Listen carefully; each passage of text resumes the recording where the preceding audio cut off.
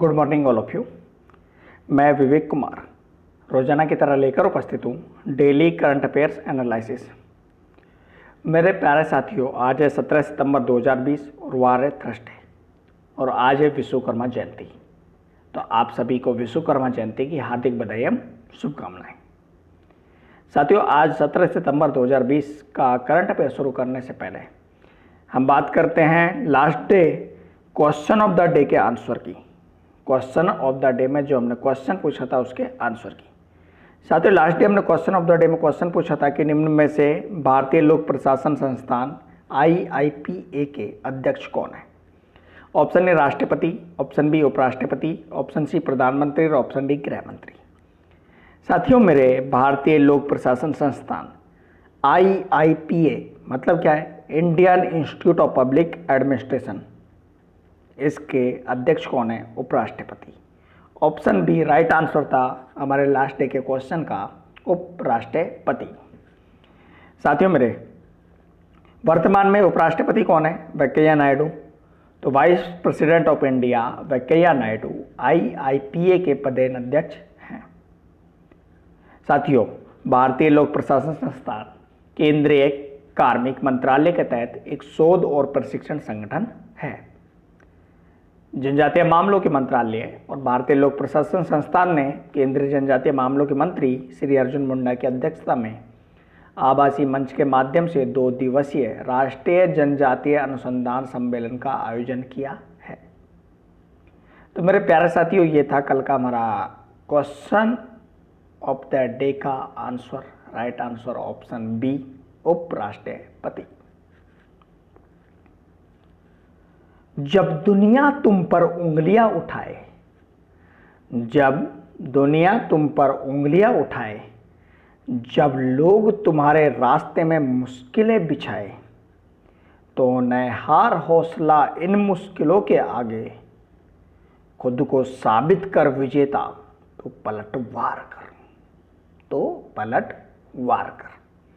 और इसी मोटिवेशन के साथ शुरू करते हैं आज का हमारा करंट अफेयर्स एनालिसिस। क्वेश्चन संख्या 5 से। संयुक्त राष्ट्र द्वारा हर साल दुनिया भर में अंतर्राष्ट्रीय ओजोन परत संरक्षण दिवस international day for the प्रिजर्वेंस of the ozone layer कब मनाया जाता है?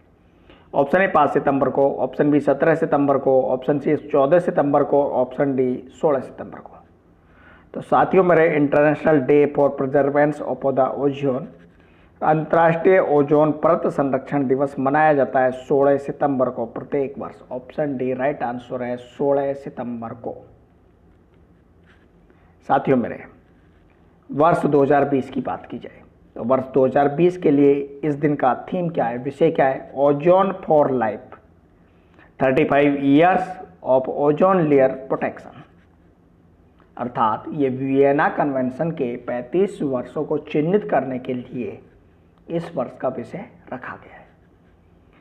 साथियों, बात की जाए अंतर्राष्ट्रीय ओजोन परत संरक्षण दिवस international day for the प्रिजर्वेंस of the ozone layer का इतिहास की, तो संयुक्त राष्ट्र महासभा द्वारा 19 दिसंबर 2000 को मनाए गए इस दिन को मनाए जाने की घोषणा की गई, क्योंकि यही वह तारीख है जब ओजोन परत के संरक्षण के लिए वर्ष 1987 में बनाए गए मॉन्ट्रियल प्रोटोकॉल पर हस्ताक्षर किए गए थे। ओजोन परत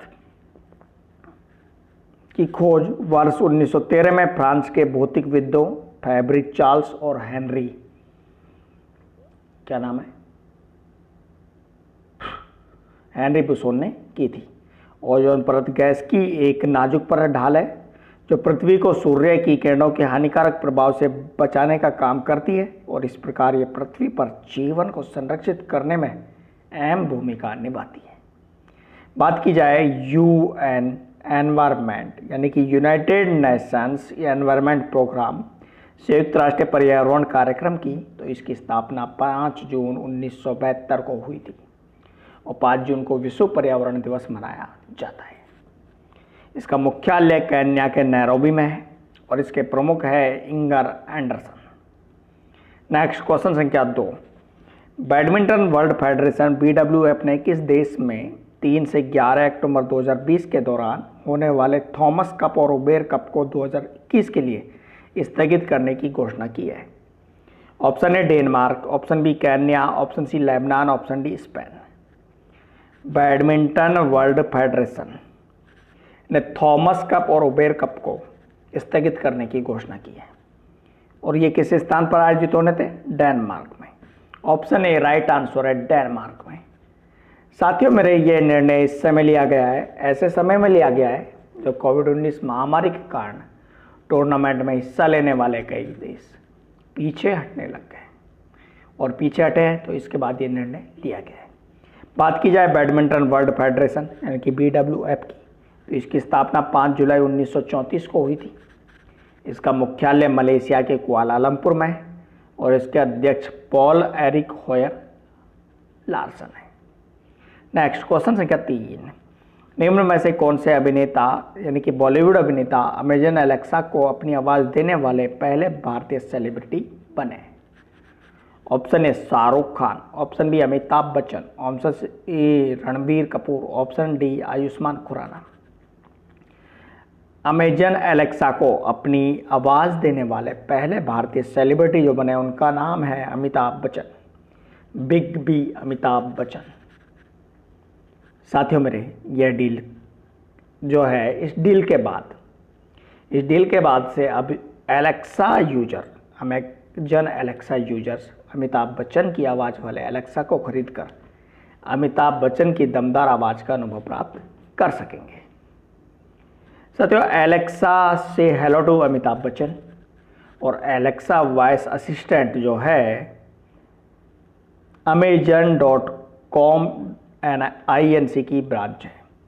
अमेजन ने पहली बार एलेक्सा के लिए किसी सेलिब्रिटी आवाज़ का इस्तेमाल किया जब हॉलीवुड अभिनेता सैमुअल एल जैक्सन ने एलेक्सा पर पहली बार फिल्म बनाई थी। अमेजन ने तब से पेशेवर आवाज़ वाले अभिनेताओं को अपने साथ जोड़ा है जो शेक्सपियर, मार्क ट्वेन, नीति वचन और कहानीकार का पाठ करते हैं। पिछले साल इसके प्रतिद्वंदी गूगल असिस्टेंट ने अमेरिकी गायक जॉन लीजेंड की आवाज़ को इस्तेमाल किया था। साथियों बात की जाए अमेजन की, तो अमेजन की स्थापना 5 जुलाई 1994 को हुई थी। इसका मुख्यालय संयुक्त राज्य के सिएटल वाशिंगटन में है और इसके संस्थापक व मुख्य कार्यकारी अधिकारी जेफ बेजोस हैं। नेक्स्ट क्वेश्चन संख्या 4, निम्न में से किस राज्यसभा का उपसभापति डिप्टी स्पीकर चुना गया है? Option A Kapil Sibal, option B Manvendra Singh, option C Mallikarjun खड़गे और ऑप्शन डी हरिवंश नारायण सिंह। साथियों अभी हाल ही में राज्यसभा के उपसभापति का चुनाव हुआ है और राज्यसभा का उपसभापति जिन्हें चुना गया उनका नाम है Harivansh Narayan Singh. Option D right answer है हरिवंश नारायण सिंह।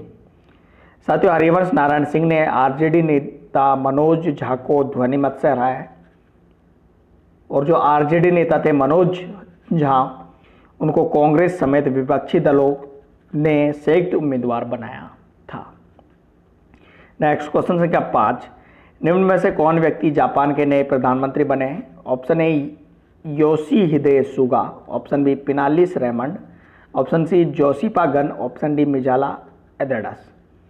तो साथियों मेरे जापान के नए प्रधानमंत्री जो बने उनका नाम है Yoshihide Suga. Option A right answer है योशिहिदे सुगा।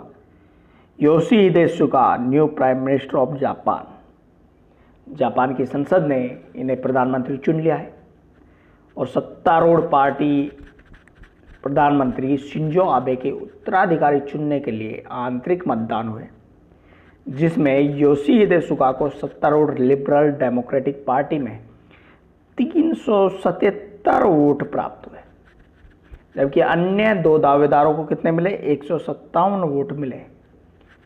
शिंजो आबे ने पिछले महीने स्वास्थ्य कारणों के चलते हुए अपने पद से इस्तीफा दे दिया था। नेक्स्ट क्वेश्चन संख्या 6, निम्न में से किसकी अध्यक्षता में आर्थिक मामलों की मंत्रिमंडल समिति ने पलवल से सोहना मानेसर खरखोदा होते हुए सोनीपत तक हरियाणा ऑर्बिटल रेल कॉरिडोर परियोजना को अपनी मंजूरी दी है? ऑप्शन ए प्रधानमंत्री नरेंद्र मोदी, ऑप्शन बी गृह मंत्री अमित शाह, ऑप्शन सी रक्षा मंत्री राजनाथ सिंह और ऑप्शन डी वित्त मंत्री निर्मला सीतारमण। तो किसकी अध्यक्षता में हुआ? आर्थिक मामलों की मंत्रिमंडलीय समिति की बैठक किसकी अध्यक्षता में हुई है? प्रधानमंत्री नरेंद्र मोदी की अध्यक्षता में। ऑप्शन ए राइट आंसर है प्रधानमंत्री नरेंद्र मोदी। साथियों, प्रधानमंत्री नरेंद्र मोदी की अध्यक्षता में आर्थिक मामलों की मंत्रिमंडलीय समिति ने एक बैठक की और उस बैठक में ऑर्बिटल रेल कॉरिडोर यानी कि new Haryana orbital rail corridor का जो परियोजना है इसको मंजूरी दी गई है। साथियों मेरे, यह जो परियोजना की बात की जाए तो यह परियोजना Haryana orbital rail corridor project Palwal से सोनीपत वाया सोहना मानेसर खरगोदा है। इस परियोजना की कुल लागत 5,617 करोड़ रुपए है और इससे प्रतिदिन 20,000 यात्री लाभ लेंगे और 50 मिलियन टन माल ढुलाई यातायात प्रतिवर्ष मिलेगा। इससे जो कवर होंगे वो जिले होंगे हरियाणा के पलवल, नूंह, गुरुग्राम, झज्जर और सोनीपत। और इस प्रोजेक्ट को पूरा करने का लक्ष्य 5 साल रखा गया है। साथियों मेरे, इसकी जो कुल लंबाई है, इस परियोजना की कुल लंबाई 1217 किलोमीटर है और एस्टिमेटेड कॉस्ट 5,617 करोड़ रुपए है। यह जो रेल लाइन है ये पलवल से स्टार्ट होगी और इसका जो एंड होगा वो हरसाना कलाल स्टेशन होगा। हरसाना कला स्टेशन जो इसका एंड होगा, स्टार्ट कहाँ से होगी? पलवल से होगी। यह जो परियोजना है इसे जेवी company of ministry of railways and government of Haryana के द्वारा पूरा किया जाएगा। नेक्स्ट क्वेश्चन संख्या 7 और आज का हमारा अंतिम क्वेश्चन, निम्न में से किस राज्य की सरकार ने कोरोना वायरस महामारी के प्रसार को रोकने के लिए माई फैमिली माई रेस्पॉन्सिबिलिटी शीर्षक से एक राज्यव्यापी अभियान शुरू किया है? Option A Rajasthan, option B Gujarat, option C Maharashtra, option D Delhi. तो साथियों मेरे, माई फैमिली माई रेस्पॉन्सिबिलिटी, मेरा परिवार मेरी जिम्मेदारी, एक राज्यव्यापी अभियान शुरू किया गया इस शीर्षक से और वह शुरू किया है महाराष्ट्र सरकार ने। ऑप्शन सी राइट आंसर है, महाराष्ट्र सरकार ने। साथियों, महाराष्ट्र के मुख्यमंत्री श्री उद्धव ठाकरे ने कोरोना वायरस महामारी के प्रसार को रोकने के लिए my family my responsibility campaign शुरू किया है। ये राज्यव्यापी अभियान है जो 2 चरणों में चलाया जाएगा।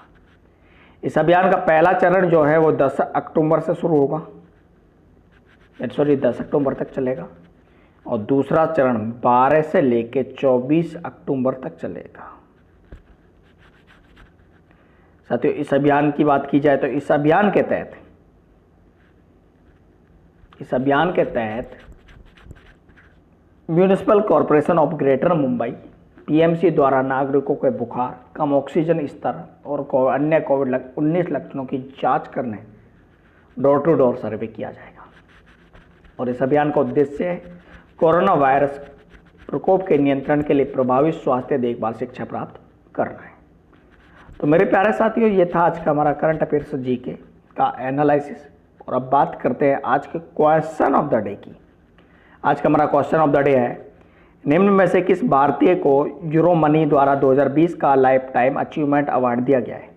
Option A Aditya Puri, option B Roshni Singh, option C Piyush Goyal और ऑप्शन डी रघुराम राजन। मेरे प्यारे साथियों, इस क्वेश्चन का राइट आंसर आपको कमेंट बॉक्स में देना है। हमें आपके उत्तर का इंतजार रहेगा। मैं विवेक कुमार आपके उत्तर का इंतजार करूंगा। साथियों, मेरे वीडियो अच्छा लगा हो तो प्लीज़ एक बार लाइक ज़रूर करें और लाइक के साथ साथ हमारे वीडियो को अपने दोस्तों के साथ शेयर करना ना भूलें। थैंक यू सो मच, धन्यवाद। मिलते हैं